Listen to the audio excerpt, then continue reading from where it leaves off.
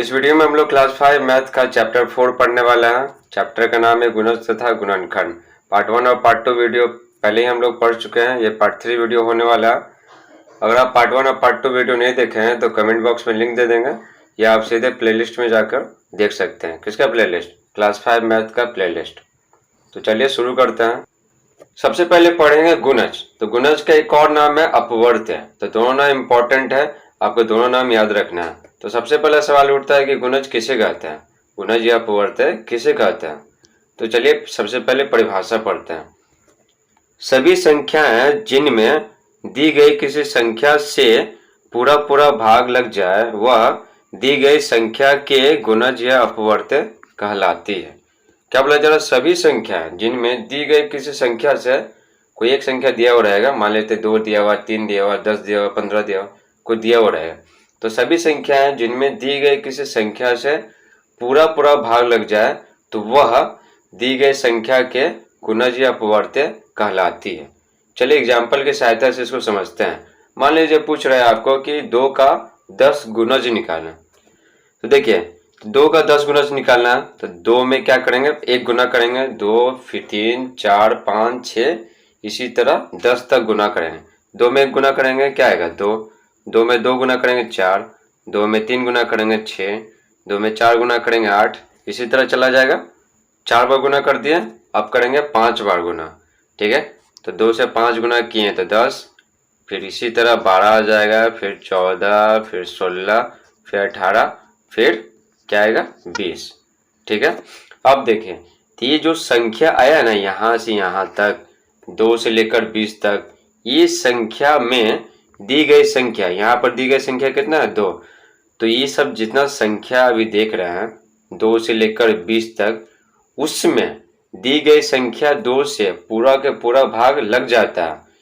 तो इसीलिए 2 4 6 8 10 12 14 16 18 20 को दी गई संख्या 2 के अपवर्त्य या गुणज कहते हैं।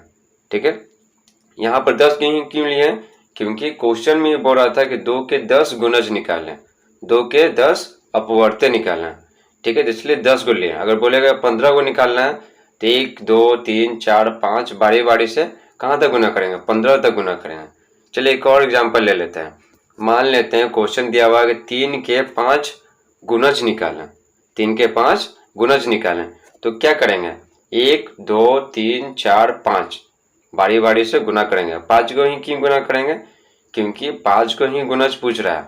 तो 3 में क्या करें? 1 गुना किए 3, 2 गुना किए 3 दूनी 6, 3 गुना किए 3 तिया कितना होगा? 9, 3 चौके 12, 3 पचे 15। तो ये सब जो संख्या आया ना 3 6 9 12 15, ये सब क्या है? ये सब में दी गई संख्या 3 से पूरा के पूरा भाग लग जाता है। इसलिए इन संख्याओं को, कौन सी संख्या? 3 6 9 12 15 संख्या को दी गई संख्या 3 के गुणज या अपवर्त्य कहते हैं। इसलिए परिभाषा में बोला गया है सभी संख्याएं जिनमें दी गई किसी संख्या से पूरा पूरा भाग लग जाए वह दी गई संख्या की गुणज या अपवर्त्य कहलाती है। ठीक है, चलिए आगे भी आता रहेगा इस तरह का गुणज या अपवर्त्य, बार बार पढ़ना रहेगा। तो चलिए आगे पढ़ते हैं। क्वेश्चन लिखा हुआ 6 और 8 का लघुत्तम समअपवर्त्य क्या होगा? लघुत्तम समअपवर्त्य क्या होगा? इसको अगर आप समझ लिए ना कि क्या है तो आप आराम से बना लीजिएगा। तो देखिए लघुत्तम में होता है सबसे छोटा, समअपवर्त्य इसको तोड़िए तो क्या बनेगा? सम प्लस अपवर्त्य बनेगा। कौन अपवर्त्य? ये वाला अपवर्त्य जिसका दूसरा नाम क्या है? गुणज। लघुत्तम में हो गया सबसे छोटा, इसको तोड़ेंगे, संधि विच्छेद करेंगे। ये पढ़ना है हिंदी में, तो संधि विच्छेद करेंगे, इसको तोड़ेंगे तो बनेगा सम प्लस अपवर्त्य। सम में क्या होता है? बराबर। ठीक है, बराबर। बराबर यानी क्या? दोनों में रहेगा। ठीक है, यहाँ पर बराबर का मतलब क्या है? दोनों में रहेगा, कॉमन। अपवर्त्य मतलब क्या होता है? अभी आपको पढ़ा है। तो लघुत्तम समअपवर्त्य का मतलब हो गया सबसे छोटा वह अपवर्त्य जो दोनों में हो, 6 में भी हो और 8 में भी हो। ठीक है, तो 6 और 8 का जो अपवर्त्य निकालेंगे ना तो जो दोनों में रहेगा और सबसे छोटा रहेगा वही होगा लघुत्तम समअपवर्त्य। तो लघुत्तम समअपवर्त्य निकालने के लिए सबसे पहले हमको निकालना पड़ेगा अपवर्त्य। इसमें से सम को हटाएंगे तो क्या बचेगा? अपवर्त्य बचेगा। तो सबसे पहले हम 6 और 8 का अपवर्त्य निकालते हैं। तो 6 और 8 का अपवर्त्य निकालना तो आपको पता ही, अभी बताएं।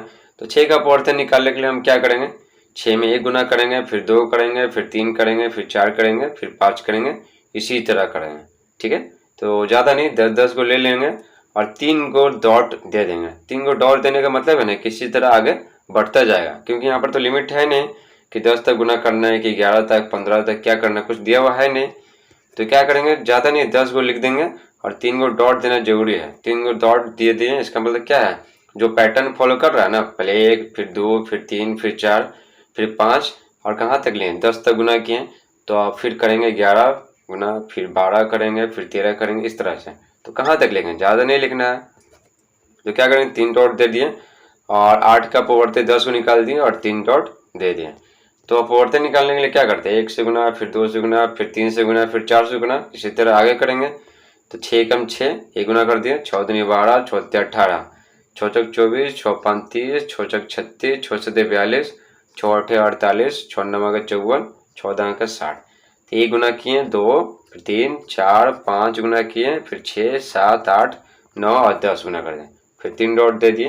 इसका मतलब क्या है, आगे भी इसी तरह बढ़ता जाएगा।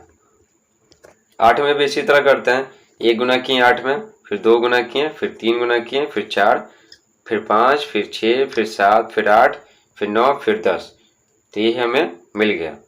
ठीक है, तो ये सब क्या हुआ, 6 का अपवर्त्य यहाँ से यहाँ तक निकाल दिए, 8 का अपवर्त्य यहाँ से यहाँ निकाल दें। अब हमको समापवर्त्य निकालना है। समापवर्त्य यानी क्या, जो दोनों में रहेगा बराबर, ठीक है, कॉमन। तो देखिए यहाँ देखते हैं 8, तो इसमें 8 नहीं है, 16 देखते इसमें 16 नहीं है, 24 देखते 24, तो 24 है दोनों में, है ना, ये 24 और ये 24।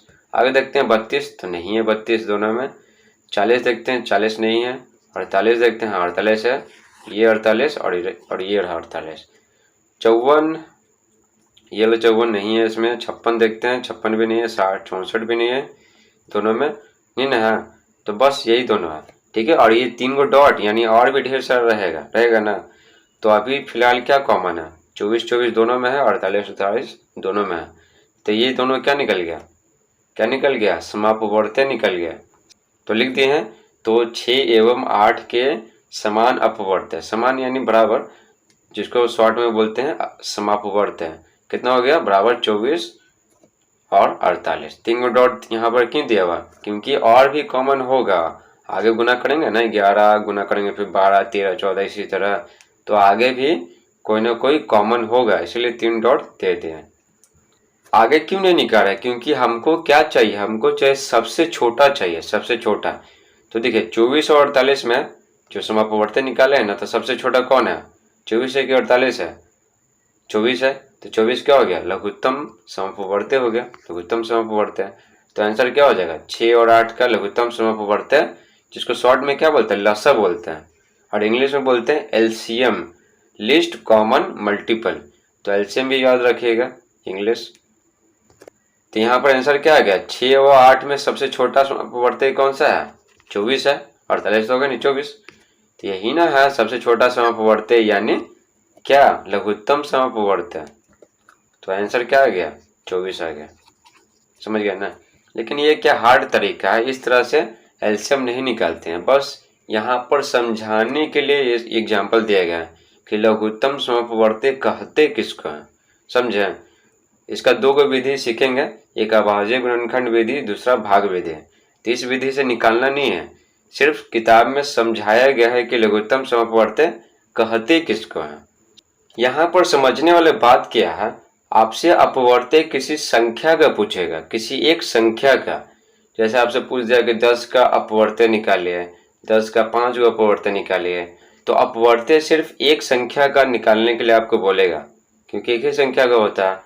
लेकिन जो लघुत्तम समापवर्त्य है वो 2 या 2 से अधिक संख्याओं का होता है, कम से कम 2 संख्या का, या फिर ज़्यादा से ज़्यादा कितनों संख्या का हो सकता है।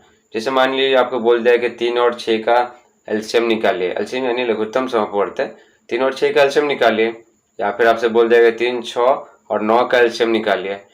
तो लघुत्तम समापवर्त्य यानी एलसीएम 2 या 2 से अधिक संख्याओं का निकलता है, कम से कम 2 संख्या का निकले। लेकिन अपवर्त्य क्या, किसी एक संख्या का निकलता है। तो देखिए एलसीएम का परिभाषा पढ़ते हैं। दो या दो से अधिक संख्याओं का लघुत्तम समवर्ती वह छोटी से छोटी संख्या है जिसमें दी गई संख्याओं से पूरा पूरा भाग लग जाए, पूरा पूरा भाग लगना चाहिए। और ये सबसे छोटी संख्या होता है, सबसे छोटी संख्या। मान लीजिए आपको बोल दिया कि 2 और 4 का, ये एंड का सिंबल है, 2 और 4 का एलसीएम निकालना है। तो 2 का और 4 का एलसीएम है ना, वो संख्या होगा जिसमें 2 और 4 से पूरा का पूरा भाग लग जाएगा, तो उसी संख्या को बोलेंगे एलसीएम। समझे? चलिए अब पढ़ते हैं कि एलसीएम निकालते कैसे हैं। तो आपको दो विधि पढ़ना है। पहला विधि है अभाज्य गुणनखंड विधि, दूसरा है भाग विधि। तो सबसे पहले हम लोग पढ़ेंगे अभाज्य गुणनखंड विधि। इससे पहले समझते हैं कि अभाज्य क्या होता है और गुणनखंड क्या होता है। देखिए अभाज्य संख्या कहते हैं वैसे संख्या जो एक और खुद के अलावा किसी और संख्या से पूरा पूरा भाग न लगे, उसे कहते हैं अभाज्य संख्या।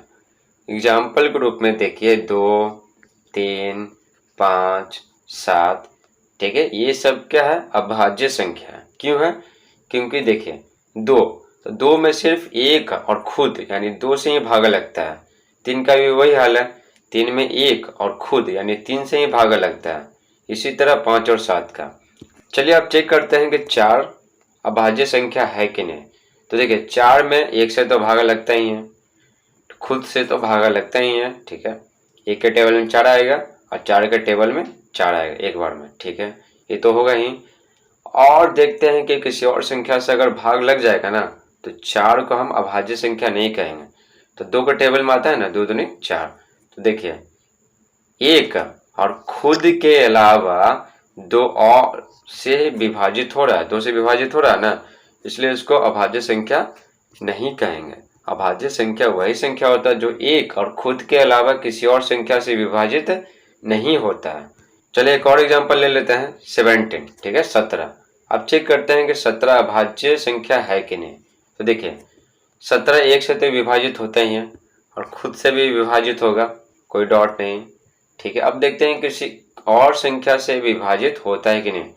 देखिए 2 के टेबल में नहीं आता है, 3 के टेबल में भी नहीं आता है, 4 के में भी नहीं आता है, 5 में भी नहीं आता है, 6 में भी नहीं, 7 में भी नहीं। यानी कि क्या किसी से विभाजित हो ही नहीं रहा, ठीक है। किसी से मतलब क्या है? एक और खुद के अलावा किसी से विभाजित नहीं हो रहा। तो ये क्या है? अभाज्य संख्या। समझ गए ना? देखिए गुणनखंड कहते हैं ना किसी भी संख्या का खंड या टुकड़ा जो गुना के रूप में हो, गुना के रूप में एक दूसरे से क्या होगा? जुड़ा हुआ रहेगा। चलिए जैसे एग्जांपल ले लेते हैं 10। तो 10 को लिख सकते हैं 1 + 9, 10 को लिख सकते हैं 2 + 8, ठीक है।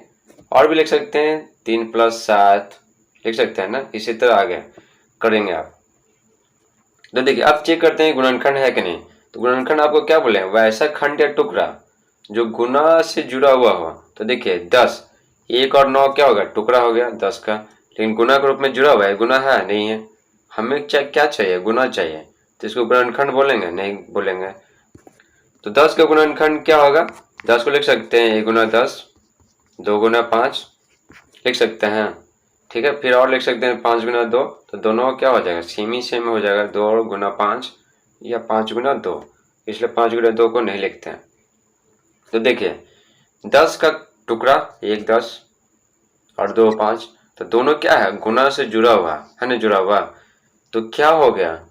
1 × 10 और 2 × 5, ये 10 का गुणनखंड हो गया। ये खंड और टुकड़ा कर दिए हैं और क्या है? गुना से जुड़ा हुआ है, इसलिए उसको बोलते हैं गुणनखंड। तो 10 का गुणनखंड क्या हो गया? 1 × 10 और 2 × 5। चलिए अब एग्जाम्पल एक समझ लेते हैं, फिर जो किताब में क्वेश्चन दिया हुआ रहेगा वो सब सॉल्व करेंगे। देखिए क्वेश्चन में बोल रहा है 4, 6 एवं 8 का लघुत्तम समवर्ती ज्ञात कीजिए, ठीक है।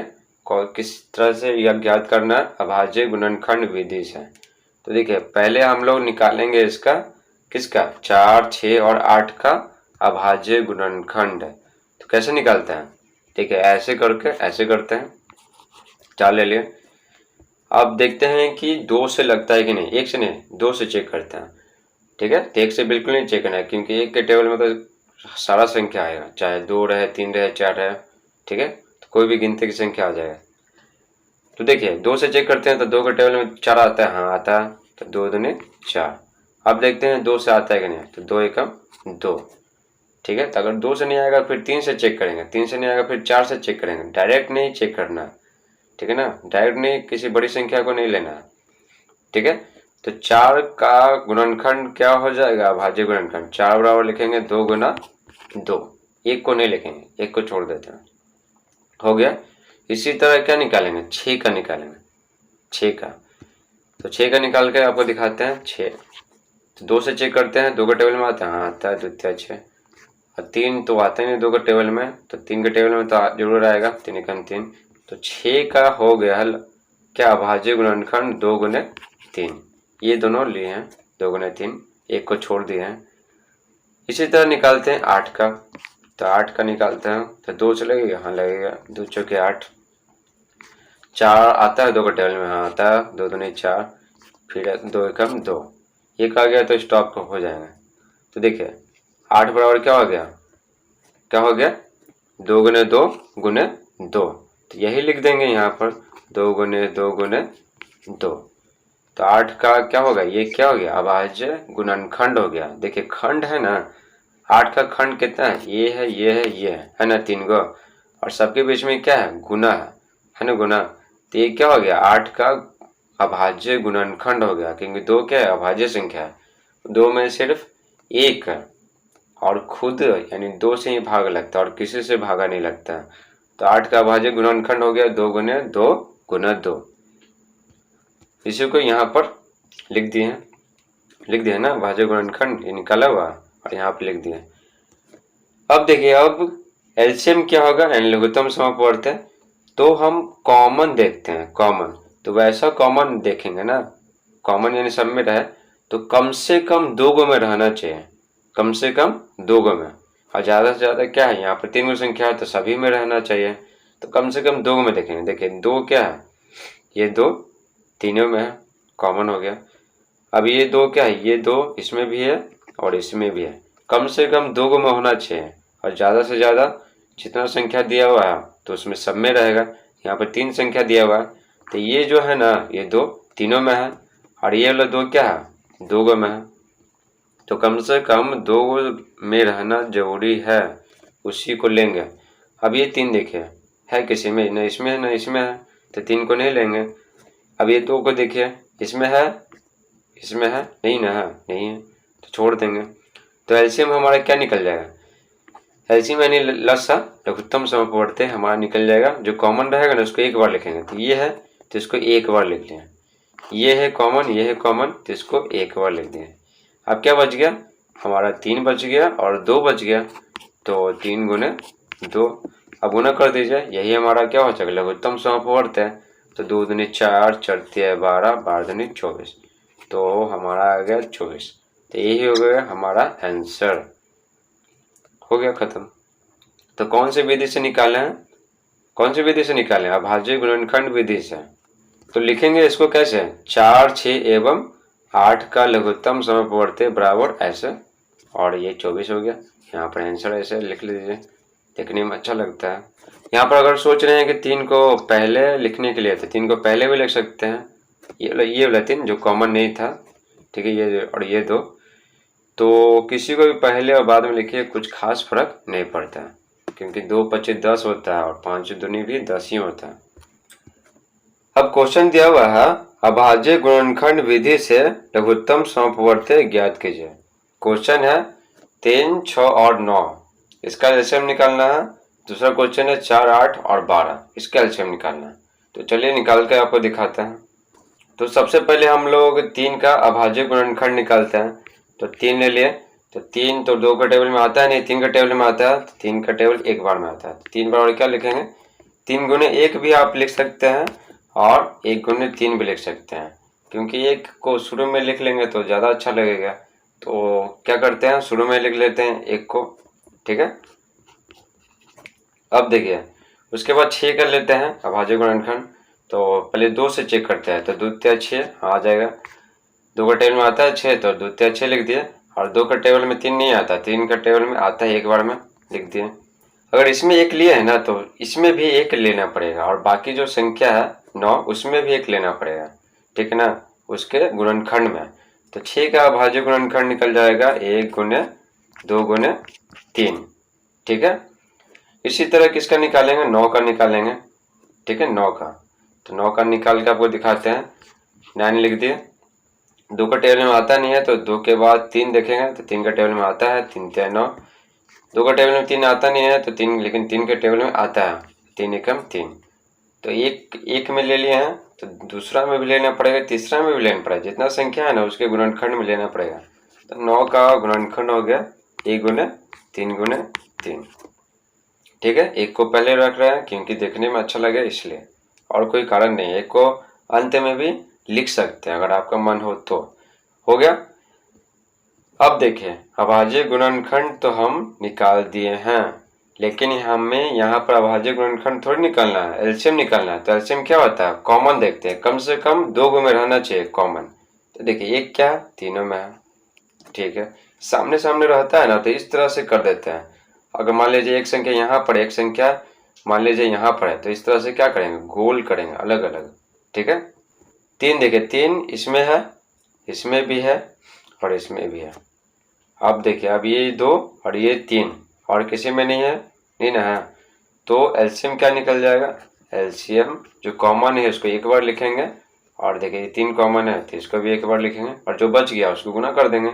2 बच गया और 3 बच गया, 2 और 3, अब गुना कर दीजिए, 3 हो गया, 3 दूनी 6, 6 18।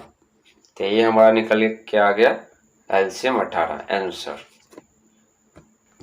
तो लिखेंगे लघुत्तम समापवर्त्य बराबर इतना, और 18 आंसर आ गया। तो ऐसे कर दिए।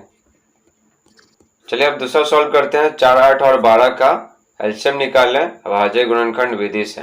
तो सबसे पहले हमें अभाज्य गुणनखंड निकालना पड़ेगा।